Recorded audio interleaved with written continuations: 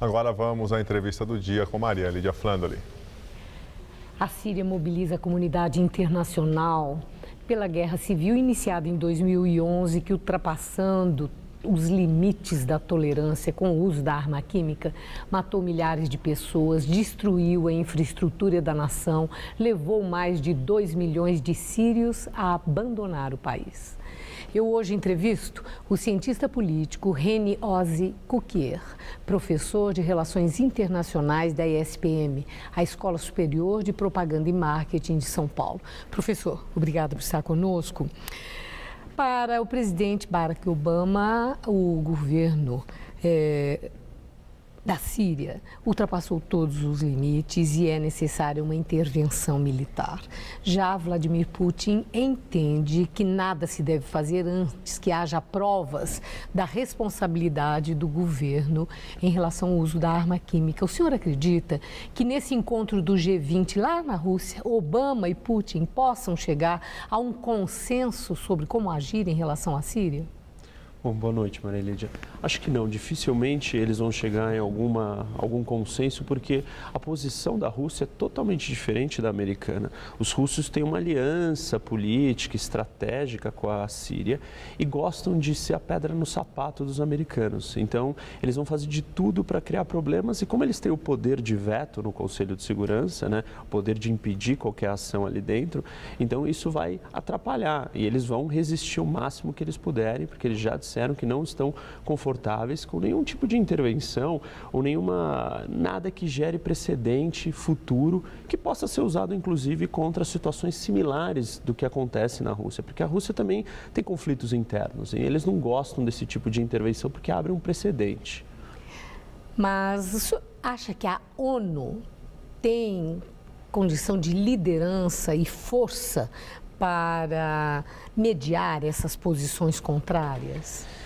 Então, não, porque a ONU ela é um órgão político. Contrário do que a gente acha, a ONU não é o governo do mundo, ou seja, ela não tem autoridade, poder, autonomia para ir lá e impor uma resolução. Então, o que ela faz, ela cria um ambiente onde os países têm que chegar a essa conclusão. E como os países têm interesses diversos, querem andar para caminhos diferentes, eles não conseguem chegar nesse consenso. E, às vezes, o que é prejudicado é, supostamente, uma lei, uma violação, no caso, né, a morte de milhares de pessoas, o uso de armas de destruição em massa. Tudo isso é colocado em segundo plano para os interesses políticos de cada país prevalecerem. E por isso que o discurso do Obama está dizendo, olha, a ONU está travada e ela vai continuar travada. Então, a solução é agir sozinho ou por fora da ONU. E é isso que ele está defendendo e tentando criar uma coalizão, né, um grupo de países que possam ir junto com ele para essa ofensiva contra o regime do Assad na Síria. Agora, sobre ainda o papel da Rússia nesse conflito. Ela tem poder de veto, né, no Conselho de Segurança e não apenas a Rússia tem esse poder de veto, nós temos aí também a questão da China. China também, né, tem o poder. Que também tem esse poder de veto. A Rússia tem um papel específico por interesses bem peculiares, além da animosidade histórica em relação aos Estados Unidos, em relação a essa questão? Tem, assim, a Rússia não gostou do que aconteceu na Líbia. A gente lembra, há pouco tempo atrás, na Líbia, houve uma intervenção do Ocidente, liderado, né? Os Estados Unidos, junto com França e Inglaterra, acabaram intervindo para derrubar o Gaddafi, que era o ditador, e a Rússia não gostou disso, porque aquilo acabou virando uma intervenção para derrubar alguém, né? Um líder, e colocar outro grupo no poder. Então, isso incomodou a Rússia. Fora isso, a Rússia tem interesses específicos geoestratégicos, geográfico, mais precisamente falando, porque a Rússia não tem bases navais fora do seu país, porque os seus mares congelam e ali é uma das últimas bases que a Rússia tem fora do seu território. Então, para eles é interessante manter essa base e usar isso como uma plataforma de projetar poder ali na região e mostrar para os outros países do mundo que eles têm uma opção. Quando eles não estiverem se dando bem ou os Estados Unidos estiverem pressionando eles podem recorrer aos russos, que os russos são uma alternativa viável. Então, eles tentam contrapor nessa balança aí de poder, tentar equiparar com os Estados Unidos e falar, olha, eu também sou uma força no mundo. E a questão interna na Síria, que tem um agravamento progressivo, desastroso, sob todos os pontos de vista, do lado da oposição, a exigência para a renúncia do Bashar al-Assad e do lado da segurança do Estado, essa repressão inclemente. Ali, para a solução desse conflito, só mesmo havendo uma intervenção externa? É muito difícil do conflito se resolver sozinho hoje, porque existe mais ou menos, Marielle, de um equilíbrio ali de forças. O lado do Assad, do ditador, ele não consegue destruir os rebeldes por completo. E os rebeldes não têm capacidade também militar de destruir o Assad, de derrubar ele. Então, a guerra está meio que equilibrada. E as pessoas vão morrendo, a tragédia continua aumentando, o número de mortos já passa dos 110 mil, é um número absurdo. Então, hoje, ou se fortalece um dos lados, ou se ajuda a enfraquecer o outro. A intervenção tentaria fazer isso.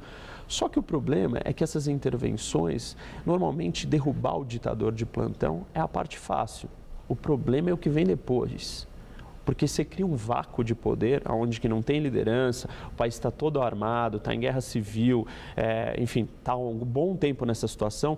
Na hora que você derruba esse líder, não automaticamente se cria uma ordem, um governo, não. Tem muita revanche, muita vontade de você retaliar o que aconteceu com o seu grupo, com a sua comunidade, com a sua tribo.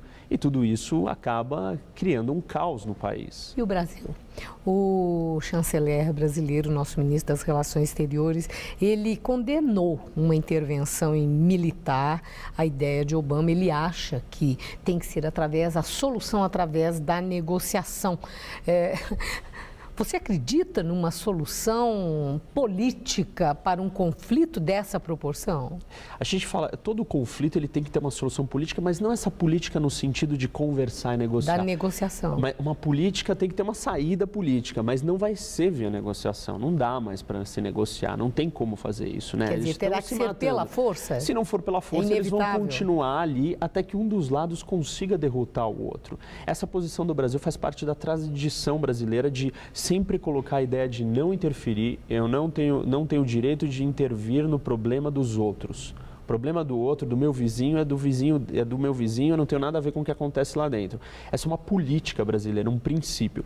Claro que manter esse princípio sobre qualquer situação é um tanto temeroso, né? Porque a gente está vendo o número de mortos, então às vezes fica complicado. E a Al-Qaeda está envolvida nesse conflito? Bastante, e esse é o perigo, porque dentro do lado dos rebeldes, os que lutam contra o Assad, tem muitos grupos insurgentes, grupos terroristas, alguns deles da Al-Qaeda mesmo. Então o temor é que você derrube o ditador, que é um sanguinário, e quem acabe chegando no poder é um grupo pior ainda. E aí você acabaria transformando a Síria num Afeganistão, onde é uma base de treinamento e uma plataforma de lançamento de ataques contra o Ocidente. Então, quer dizer, o que a gente vê ali é que não tem resposta fácil. Se vai para um lado, é complicado, mas para o outro talvez também não seja fácil. Professor, e qual é a do presidente dos Estados Unidos, Obama, que a Casa Branca tem autonomia para uma decisão para a intervenção militar onde quer que seja, e ele jogou para o Congresso. Por que é que ele fez toda essa cena agora? Esse é um ponto bem interessante, Maria Lídia, e isso demonstra uma fraqueza do Obama, uma indecisão, uma falta de liderança, porque, assim, ele já agiu na Líbia sem autorização do Congresso, que foi a última intervenção. Agora, ele poderia ter seguido sem autorização, mas não. Ele quis transferir a responsabilidade porque ele está indeciso. Ele não está liderando. O líder ele deve tomar as rédeas da situação e falar, olha, por aqui, venham comigo, eu sei o que eu estou fazendo, eu sei como isso vai ser solucionado. E ele não conseguiu. Agradeço muito sua entrevista. Uma boa noite. Boa noite, obrigado. Estela.